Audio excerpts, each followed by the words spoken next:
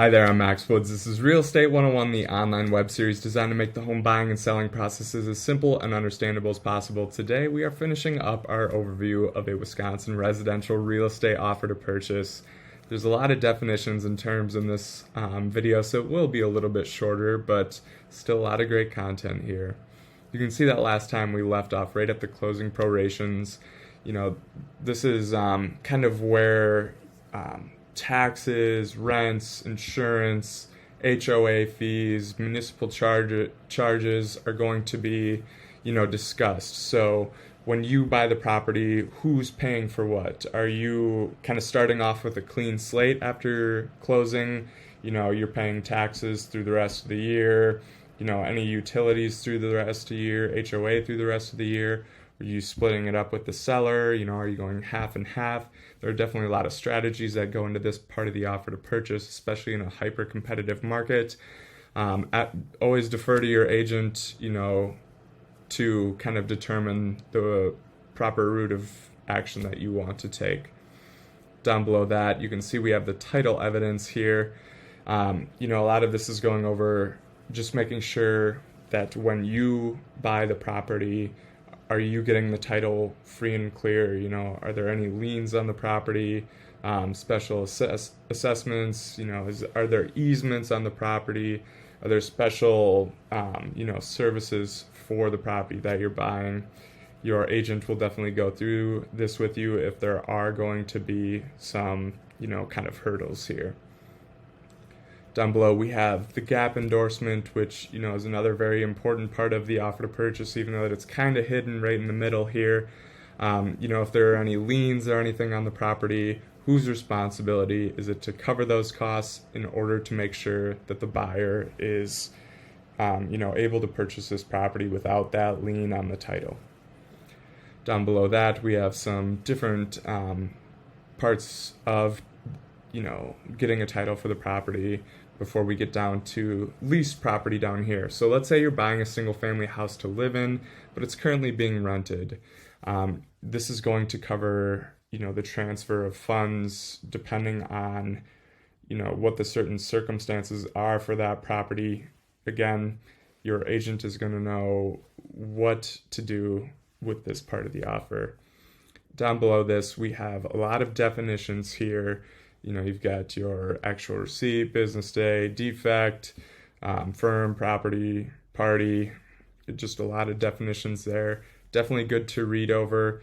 Is it always completely necessary? I would like to think so. I think when you're signing this contract, it's always good to know what's going on, in every single line. It is a legally binding contract.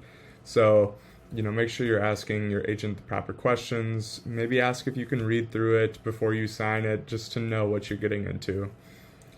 Down below this, we have a lot of other terms and definitions here. You have distribution of information, property damage between acceptance and closing, which leads us down to our next point, which is the buyer's pre-closing walkthrough. In Wisconsin, you have 3 days prior to closing to go back out to the property just to make sure that there hasn't been anything major that's popped up with the property. Let's say the seller ripped out the flooring. That's what this part of the offer is there. It's really there to protect you. You have that option to go back out and view the property, make sure everything is okay before closing. If something comes up, again, talk through it with your agent. They will know the best next steps to take. Down below this, we have a lot of definitions again. Down here, we have something called FIRPTA, or Foreign Investment in Real Property Tax Act. If there are foreign taxes that are to be applied to the sale of this property, that will be kind of taken care of here. If that is the case, I'm sure your buyer agent will go through it with you. But for the sake of today's video, we are just going to kind of keep scrolling down here to the additional provisions. So let's say you're putting certain things in your offer that aren't really outlined in, the previous parts of the offer. Maybe you're making a certain allowance in the inspection or appraisal. this is where that language is going to live on the offer to purchase. It is a part of the contract, even though that it just looks like a bunch of lines. There are definitely some terms that you can put in here to kind of go with your best interests. Down here we have delivery of documents and written notices, and then of course we have where the signatures live in order to kind of bring this contract alive. Thank you for sticking around for these 4 videos. I know that they've been a little bit troublesome to watch, but I hope you at least have a little bit of an understanding of what a residential real estate offer to purchase entails.